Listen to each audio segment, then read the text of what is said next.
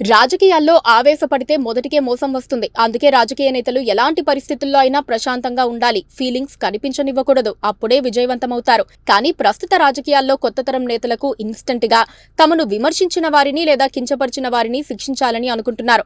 అలాంటి పరిస్థితులతో దాడులు జరుగుతున్నాయి. ఓ న్యూస్ ఛానల్ పై బీఆర్ఎస్ కార్యకర్తల దాడి ఘటనతో ఇలాంటి అభిప్రాయమే వినిపిస్తోంది. ఫోన్ ట్యాపింగ్ లాంటి అంశం బయటకు వచ్చినప్పుడు, రాజకీయ నేతలు బహిరంగంగా విమర్శలు చేస్తున్నప్పుడు మీడియాలో సహజంగానే ఊహాగానాలు ప్రసారమవుతూ ఉంటాయి. అలాంటి వాటిపై రెచ్చిపోయి దాడులు చేస్తే ఇంకా ఎక్కువ ప్రచారం జరుగుతుంది, కానీ తగ్గదు.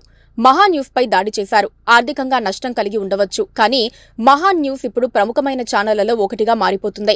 ఈ దాడి జరగనంత వరకు ఆ ఛానల్ రీచ్ చాలా తక్కువ. శాటిలైట్ ఛానల్ కు తక్కువ, యూట్యూబ్ ఛానల్ కు ఎక్కువ అన్నట్లుగా ఉండేది. యూట్యూబ్ వీడియోలు థర్డ్ గ్రేడ్ యూట్యూబ్ ఛానల్స్ తరహాలో థంబ్నెయిల్స్ పెట్టుకుని వ్యూస్ తెచ్చుకుంటూ ఉంటారు. ఇప్పుడు దాడి చేయటం వల్ల అసలు కేటీఆర్ పై ఏం ప్రసారం చేశారన్నది ఆసక్తిగా చూస్తారు. పోనీ ఇప్పుడు మహా న్యూస్ ఛానల్ భయపడుతుందా అంటే ఇదే ప్లస్ పాయింట్ గా మారి మరింత దూకుడుగా వ్యతిరేక వార్తలు ప్రసారం చేస్తుంది. ఆ ఛానల్ పై దాడి చేసినందుకు పెద్ద ఎత్తున సానుభూతి వస్తోంది. బీఆర్ఎస్ ను వ్యతిరేకించే పార్టీలన్నీ ఖండించాయి. చాలా మంది స్టూడియోకి వెళ్లి చూసి యజమానిని పరామర్శించారు. ఆ ఛానల్ కు పోయేదేమీ ఉండదు. ప్రజాస్వామ్యంలో దాడులు చేసిన వారికే నష్టం జరుగుతుంది. దాడులకు గురైన వారికి ఎంతో మేలు జరుగుతుంది. ఆర్థిక నష్టం కూడా జరగదు. ఇలాంటి వాటిని ఎలా ఉపయోగించుకోవాలో జర్నలిస్టులకు బాగా తెలుసు. ఈ మొత్తం వ్యవహారంలో అంతా కేటీఆర్ ని నిందిస్తారు.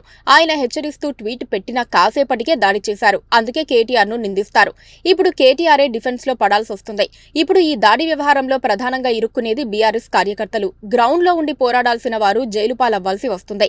దాడులు చేసిన కేసుల్లో, ముఖ్యంగా మీడియాపై దాడులు చేసిన కేసుల్లో స్టేషన్ బెయిల్ ఇవ్వరు. ఇలా క్యాడర్ పై కేసులు పడేలా చేస్తే తర్వాత ఇబ్బంది అవుతుంది. తెలంగాణ ఉద్యమం సమయంలో వేరు. ప్రతిదానికి అలాంటి పరిస్థితులు ఉండవు. అంటే దాడుల వల్ల తమపై దుష్ప్రచారం చేసిన వారి తప్పుల్ని కప్పిపుచ్చేలా చేయటమే కాదు, వారికి సానుభూతి వచ్చేటట్టు చేసినట్లవుతుంది.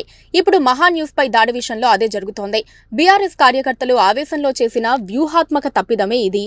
Please subscribe to KTV Telugu. KTV Telugu. KTV Telugu. KTV Telugu channel.